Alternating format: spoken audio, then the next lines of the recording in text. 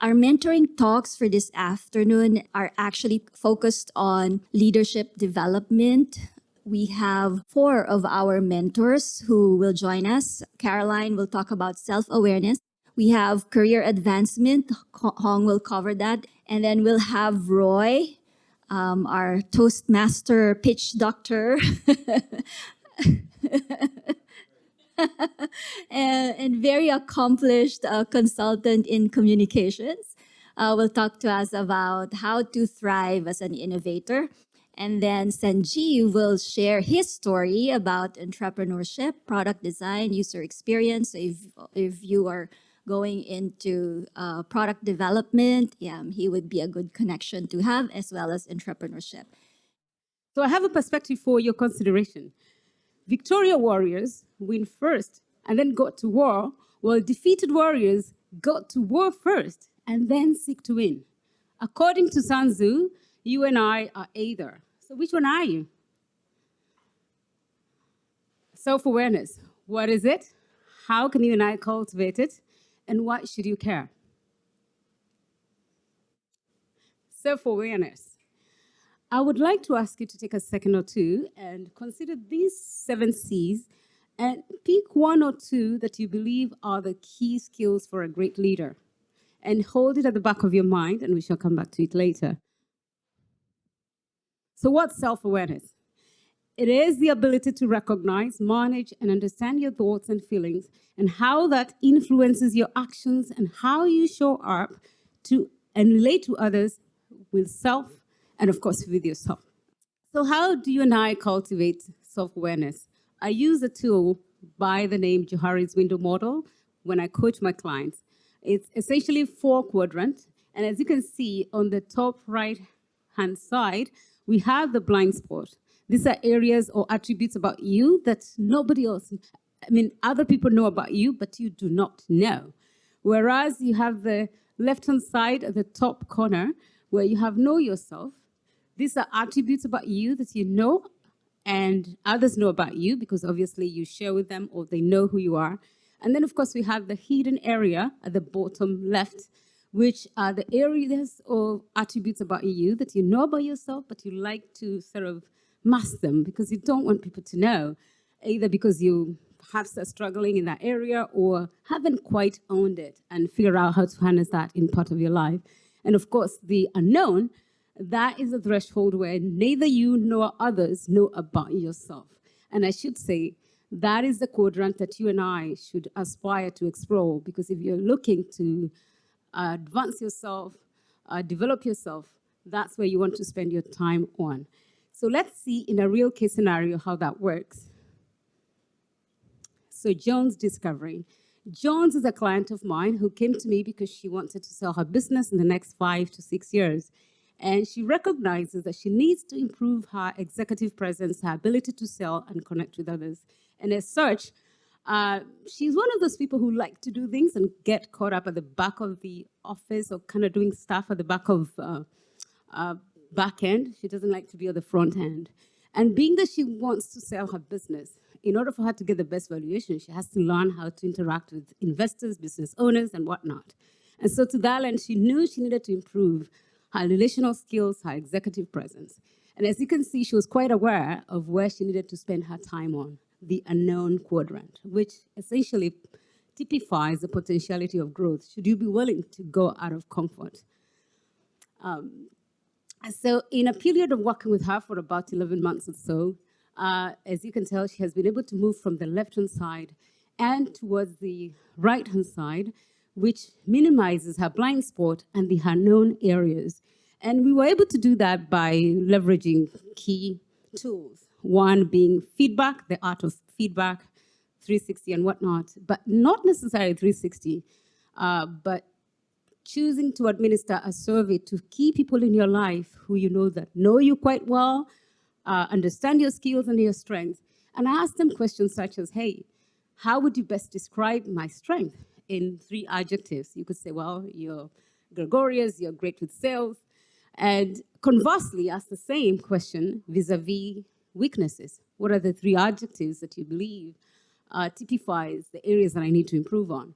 And I like to assert that as you engage in that process, make sure that you are willing to learn first and that you are very deliberate. Deliberate because in order for you to leverage the power of vulnerability and therefore decrease your facade quadrant, which is the things that we don't like others to know about ourselves, either because we struggle with childhood issues, whatever the case might be, you want to be able to self-disclose and be able to deal with the information that you gather from others. And if you haven't really sort of engage yourself in terms of the feedback you might receive, you might get people telling you things you want to hear. So I like to tell people to really be very careful at how you have your people administer the survey. Make sure you let them know to bolster their claim. If I say that you're great with people, I need to be able to show you or demonstrate that I saw you in your performance at this and this particular area. And of course, the power of vulnerability, we know that as human beings, we all struggle in some areas. And there are some attributes about who we are that are not going to go away. So it's about figuring out how to harness them, how to embrace them, our good or bad and ugly, and therefore really amplify that, who we are, by having that level of clarity. So as you can see with Jones, she was able to push things towards the right and therefore decrease the blind spot and continue to grow. Again, the unknown box has decreased quite a bit. And of course, lastly, when we are foolish, we want to conquer the world, but when we are wise, we want to conquer ourselves. That's a quote by John C. Maxwell, one of the great leadership coaches out there. And I do believe that in order for you to know, first of all, what our slogan is, what we stand for, what our values are, where we are headed, what it is that we want to sell, what it is that we want to build, we must be able to cultivate at least clarity. And you cannot have clarity unless you integrate all the other 7 C's. Remember the slide that I asked you to put it at the back of your hand, rather. I do believe personally that clarity is one of those skills that as a leader you ought to have, because at any given time, you know exactly where you are, you know what it is that you're communicating and why you're communicating it. And therefore you harness all those 7 skill set and are able to advance your ideas forward, influence others, and truly go after the things that you want to go after. So thank you for your time. If you have any questions, I'd like to address them. Other than that, I appreciate your kindness and your time. Thank you. As Lizo said, I've been coaching, mentoring, especially about career advancement. I started out with the mentoring club, mentoring mostly about project management and about agility. And then I found out that a lot of my mentees actually, what's on their mind, their top concerns really are about their career advancement. Sometimes it's about their current challenges in their jobs, but really in the long run, it's really about their career advancement. So that very early on, I switched over to do a lot of that to help my mentees think about their own career advancement, how to tackle it, how to approach it.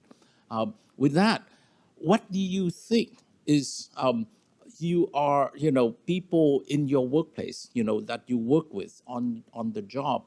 How do you think people appreciate you? How they assess you? How they make an assessment of you? On what basis? Really, by and large, in a work situation, the bottom line, after all, is about your performance on the job. Okay, so the next thing to think about, so you need to look at in the workplace in terms of contributing in the workplace, then good performance is the baseline. Now, the next thing is, what is going to be helping you deliver the good performance on the job? Any idea? It could be talents. Very good. Yeah. Information.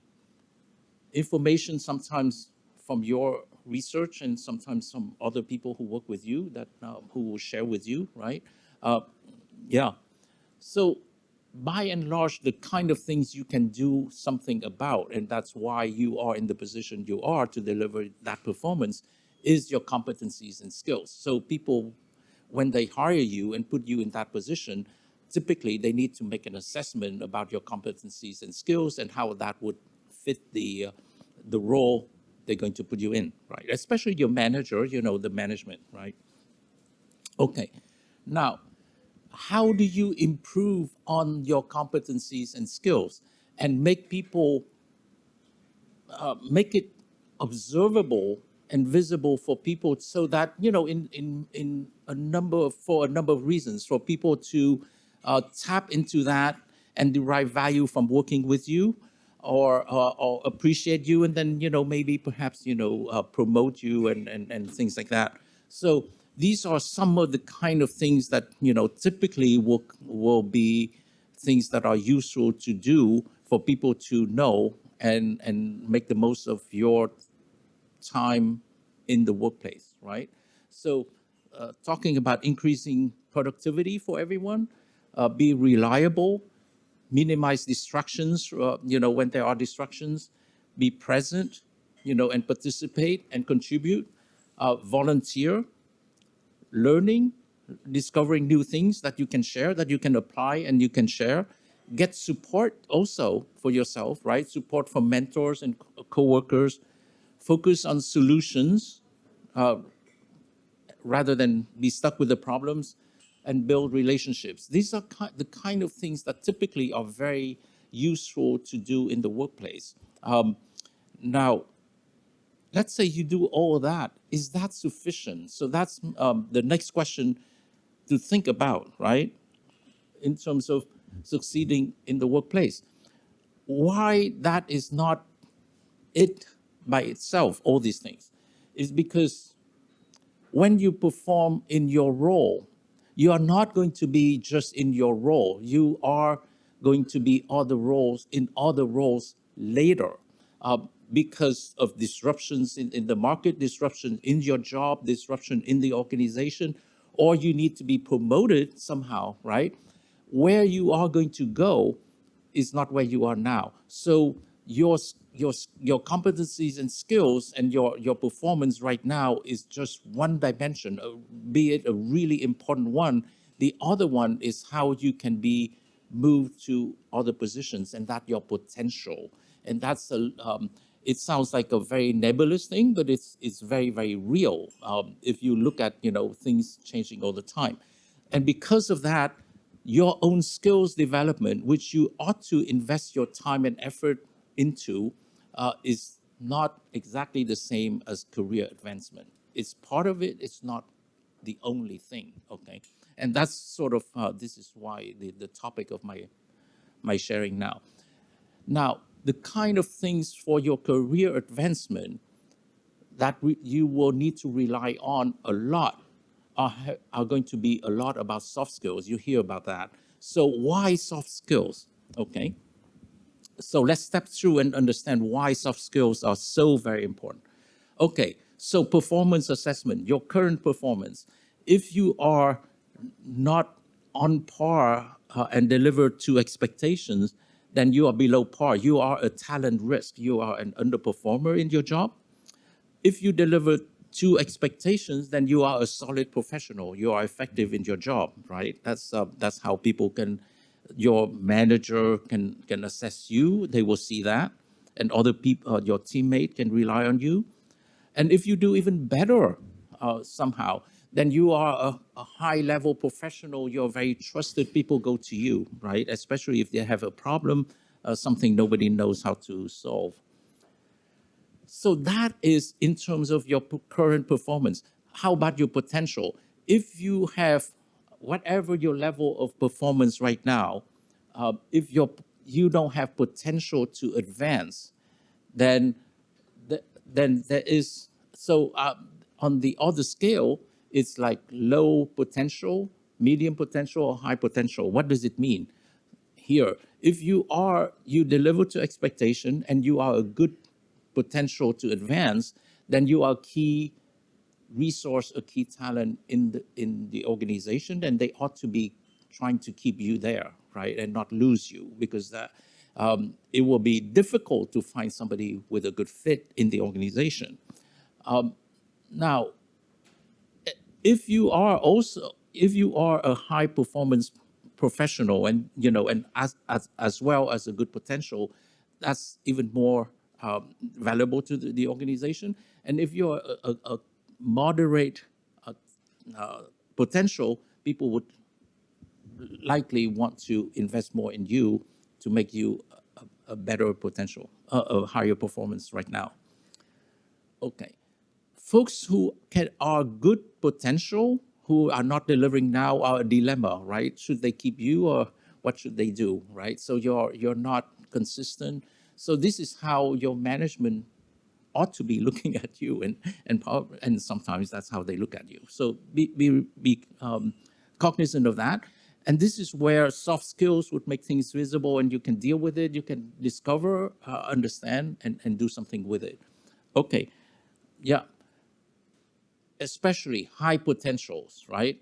If you already are delivering to expectations or even better, these are really the gems of the organization. And organizations that don't know how to keep their key people are going to be in trouble. So this is yeah, the perspective of a talent in an organization is important for you to be aware of this, and that your management, if they do their job correctly and value you and try to keep you and make you advance in the organization, this is what they need to do. This is called the 9 box. It's used fairly often actually in especially in larger organizations.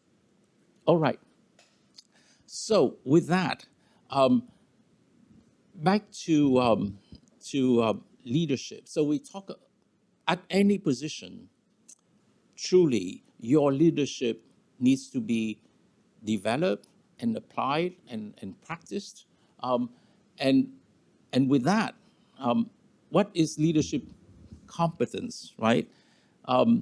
Now, rather than answering that question, let's see what incompetence means. So this is from an article in the Harvard Business Review. They said incompetence is when somebody in power, usually male, okay, somebody, I was asked, was this an error? This is a straight quote, has toxic effects on their subordinates and followers, largely as a function of being unaware of their own limitations and unjustifiably pleased with themselves. Okay. So these people, I mean, I think in your career, I mean, if you have a long enough career, of course,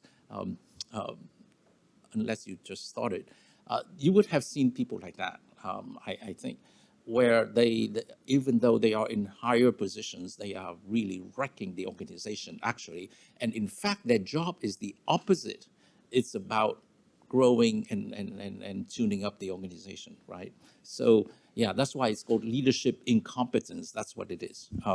Now, there are research and some of the research have concluded that it doesn't take very much. It takes one question or something, and people can detect it very easily.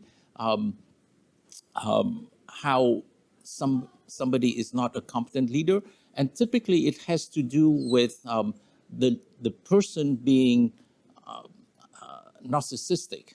So the questions that I pass around for this self-assessment, all those questions are single questions. So if it's a yes somewhere, it's sort of an indication you may want to take a look at it. So everybody needs to improve. There is no right or wrong. We are who we are, and we can always improve. So just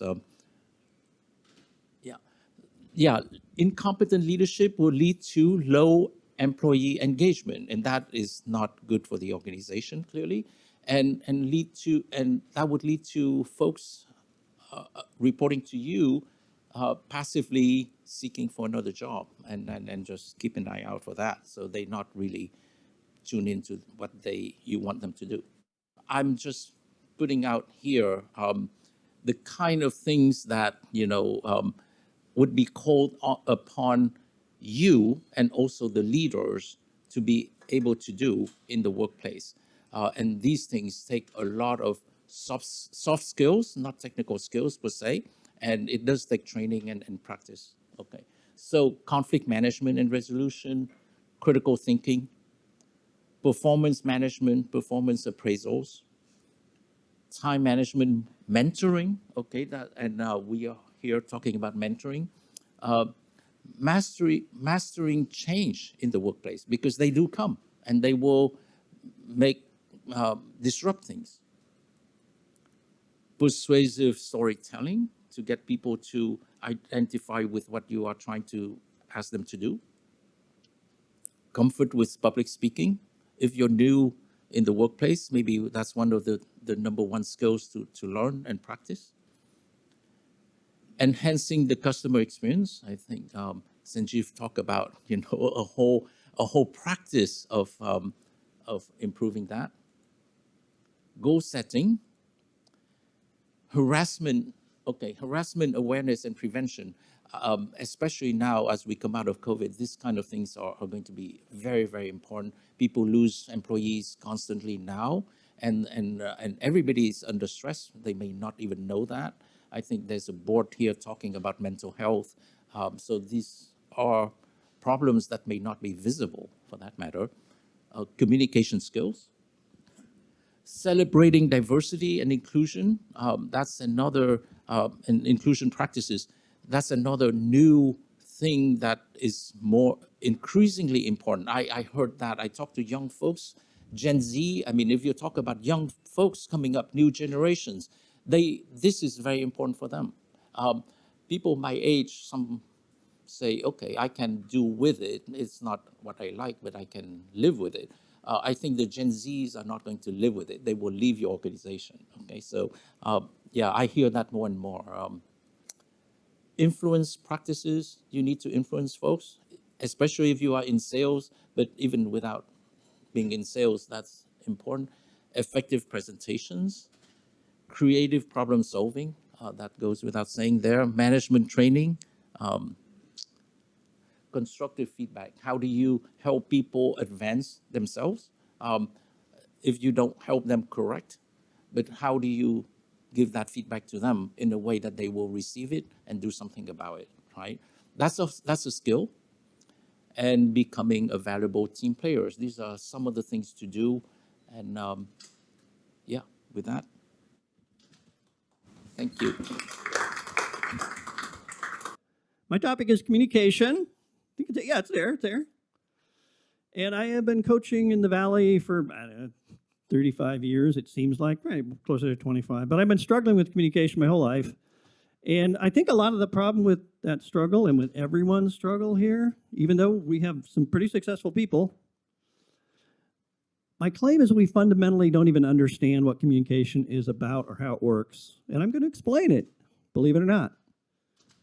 Warren Buffett, anybody know who that guy is? The Oracle of Omaha. He said, the easiest way to increase your value by 50% or more is to hone your communication skills, both written and spoken. And I don't disagree. I think he's right. Although it's throwing a little bit of a sucker punch because he makes it sound too easy. We're just going to hone it up. You know, I have this really nice knife. It's not quite sharp enough. I'm going to hone it. No. It doesn't work that way, and I'll say this as a communications coach, executive coach, pitch coach. To fundamentally alter your communication ability is more like a transformation than a honing, unfortunately. But it's entirely possible. It's quite possible. So let me explain what I mean by why I think the C word is less useful than we might believe, because it misstates and we misunderstand. When I started here in the Valley in, what the heck was it, 82, I was at Intel. So some of the work I did was drivers. And I don't mean Uber. I mean stuff that talks to hardware from inside the computer CPU and makes the hardware do stuff. So there were communication ports. We called them communication ports. And all they did was send a sequence of bits down some media.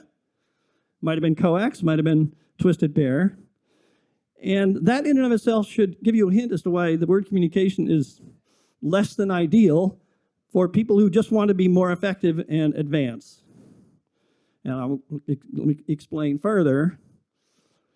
We sometimes think communication, we encounter that challenge when we have to do a presentation. I mean, that's where most people like get their cringe on. And then we are given code words to help us feel better. So what are they? They're, we need to be confident. Of course, yeah, I'll just get a six-pack of confidence on the way home. Oh, no, excuse me, wrong method. I need to be well organized, that's it. And the content and the topic needs to be really spot on, well focused. Yeah, okay, Good. I need to tell stories. Stories are important. I need to give an entertaining story. I need to, seduce them with the charming story. They're all good. They're all wrong. They're all wrong. I'll get to this in a second. However, I want to just continue that these layers of misunderstanding or weak information cause some people to just give up. They may adopt a view that, oh, communication, well, some people have it. They're amazing. They're great. Presidents and movie stars and corporate tycoons and all they're amazing. Some people don't have it. Wow. Look at that. That's really sad. I'm muddling through. We sometimes say, I'm muddling through. I'll get by. I'm not going to work on it because it's kind of hopeless because I don't understand how it works. Maybe it's magic. So we just muddle through to the next chance. And that's unfortunate. Sanjeev keeps grinning like, I didn't tell you this speech beforehand. What are you grinning? All right, so I hope you guys are with me. I hope this makes sense. I hope you're interested in finding out because I cannot give you a roadmap in such a short period of time, but what I hope I can do is shift your alignment just a little bit because that's important. If the Titanic had been 2 degrees pointed further south, they'd have been fine. They'd had the new record. So I'm going to shift your orientation or maybe shift your thinking. And instead of, like I was saying, putting bits down a piece of copper or out on the radio waves, communication does something really different. The C word is actually about something very different. The C word is about relationships. Relationships. And the reason we need to think about it in that more organic way is that if we think about it as exchanging information, we get totally lost and confused because we have words, we have vocal delivery, we have body language, we have the kind of either aggressive or sensitive or all these different modalities that are actually mismatched. We have our emotion. Your physiology is controlling how resourceful you are in this moment. And if you had to do what you perceived as stressful, your physiology would help shut you down. You would be less competent. And that's just one dimension. So we can't work it out as communications like formulas. It's about relationships. And when you think about that, you will realize that the topic is interesting. It's important. Having confidence is good. Big stories is nice. But what you're really doing is you're relating to another person. You're defining a relationship or starting a relationship. I went around and chatted with these guys. They're very sweet. Got it a little bit going. You are nurturing one. You're building your relationships as a resource. And so I would differ again with Hong about competency is the bottom line. Sometimes. Who was the previous president? And how much was competency involved? So it's not the whole picture. That's what I'm just trying to get at. And I would further add that we could get really involved in with chains of logic about how do I succeed at work? How do I show up? There's a very simple relationship perspective to that question, which is, are you making your boss happy regularly? Does your boss believe that you're on his or her side? Does your boss feel comfortable knowing that no matter what he or she asks you to do, you will go forward with constructive relationships with all the people? You'll be able to collaborate, you'll be able to mediate, and you'll come up with an optimal path forward. Guess what? It's the C word again. So it could be I'm ranting. I sometimes do that. This mic is super heavy. So where do we go from here? Well, what I'd like to just point out to you is that because there's so many dimensions in this relationship game, so many ways you need to be adaptive and flexible and skillful in relating to other people, that communications is not a skill. It's a sequence of skills. It's a whole cluster of skills. It's a performance art. Very fluent communication, and you look at CEOs and people like that, people in PR. It's a performance art, which means you have to get in the right mood for it. You have to have kind of a mindset of relating and accepting and entertaining and being flexible and being in a dance. But you also have some understanding of structure and how the heck that works. What's the structure of a good pitch? Well, you can have more than one, but I adhere to one as a starting point. What is the structure of facilitation? When someone challenges you in a meeting and you're supposedly in charge, how does that work? Well, there's a good structure for it.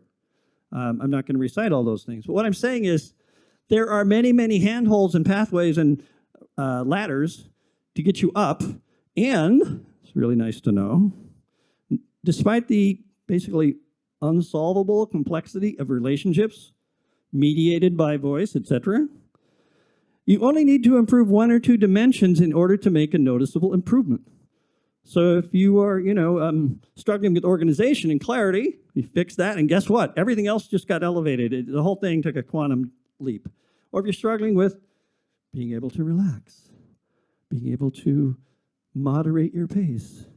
Well, if you do that, once you accomplish that, your whole overall assessment, your ability to manage relationships will go up. So that's the great news. It only takes an incremental improvement in one dimension, and you can be winning, which feels really good. Just saying, just want to get it out there. Winning feels good. Building the right relationships will help you win. I hope it doesn't create, you don't become an incompetent CEO because of relationships, but it sometimes works that way. So walk on the wild side, make some drama, and attack this relationship building performance art. Be happy to talk more to you about this. Thanks, everybody. I'd like to make this more of an interactive session. My whole take is about user experience and how it really is considered a certain trade. So first question here is, how many of you guys are product designers here? That's okay. And how many of you are entrepreneurs? Okay. So cool. So so I'm guessing there are no entrepreneurs who are product designers here then? All right. So question is, what do you think is user experience?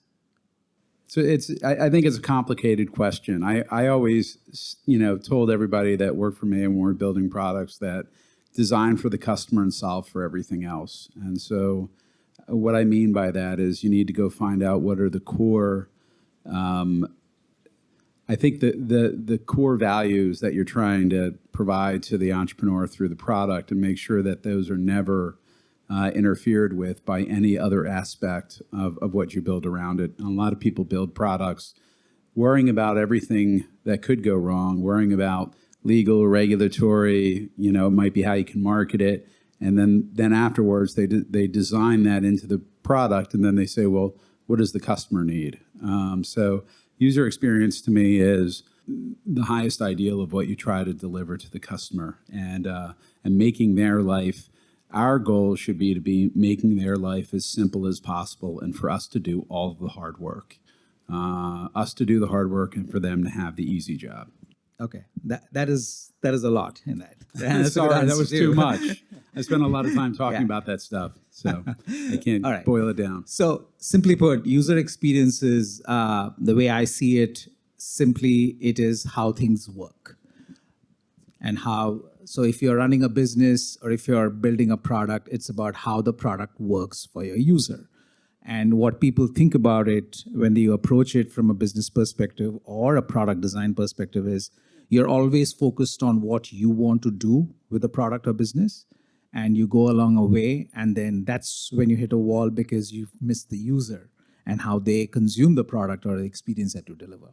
So taking a step back, I've been doing experiences for all my life pretty much, starting with offline events and then getting into the dot-com bubble and the bust, followed by enterprise applications. I've built services companies and product companies, but the one common thing, even though being an engineer by trade, I've discovered along the way is that creating experiences is what was the key factor that made things work and become successful.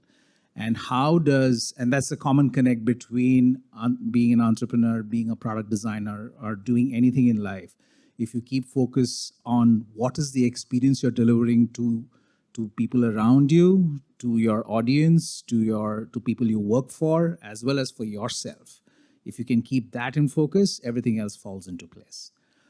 But yeah, I'm oversimplifying it. Obviously, it's there's a practice to it, and I said earlier when we had the slogan activity that I'm a chief listener. So user experience is so much about listening to people talk about their needs.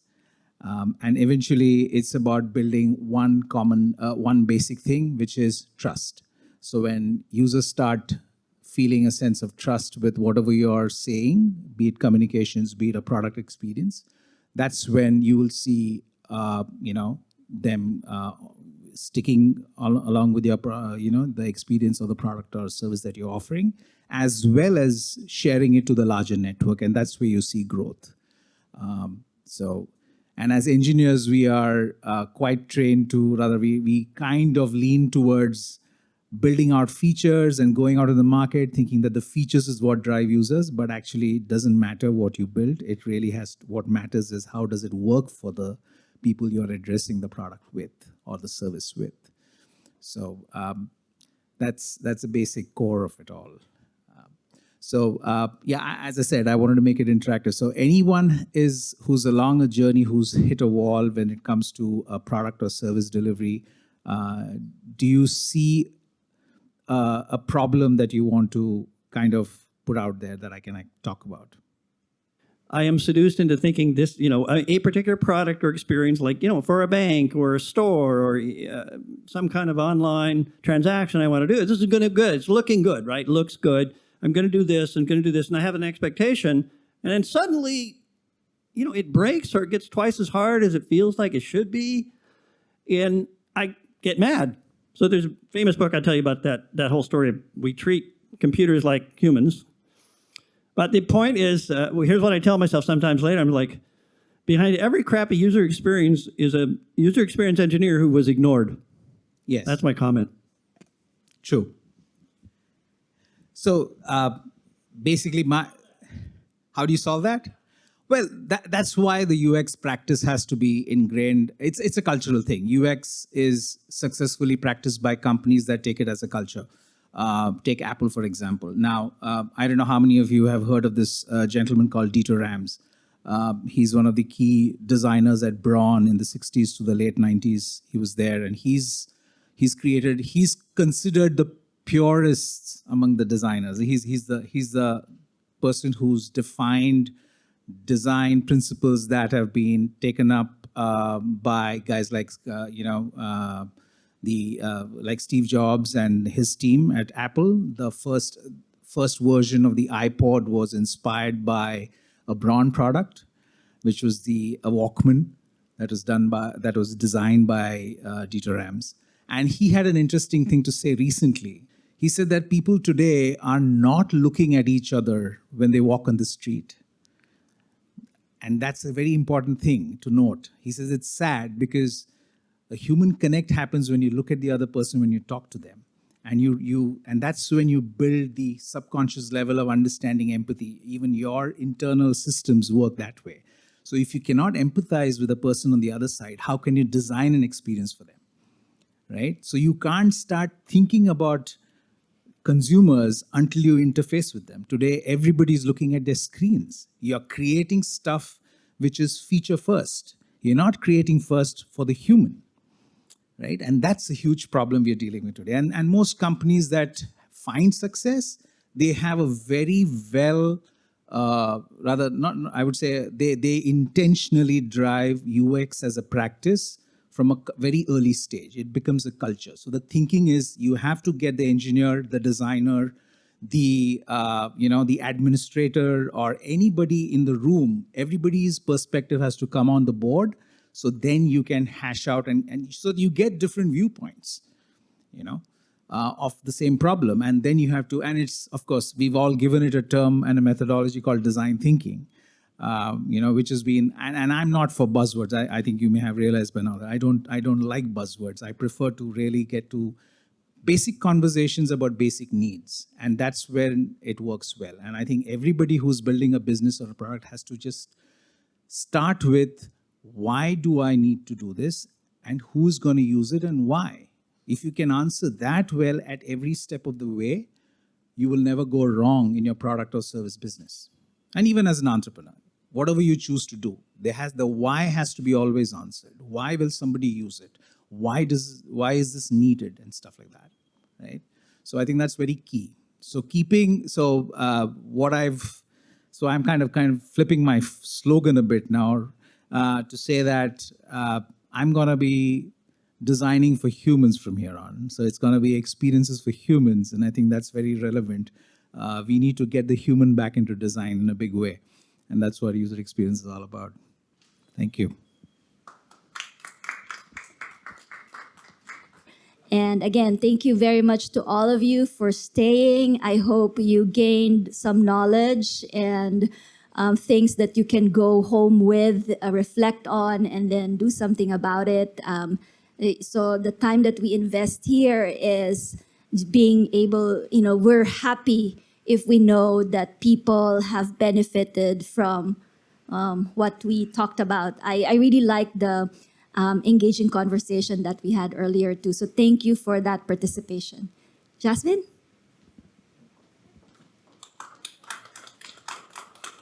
Hi, everyone. Thank you so much for coming out. I'm so excited that we're having more events like this back in the space. And hopefully soon we can have more events to have have members engaging, networking, and just build our community here. So I'm really happy Hong and Lizelle were able to help me kickstart getting more networking events in the space. But once again, thank you so much.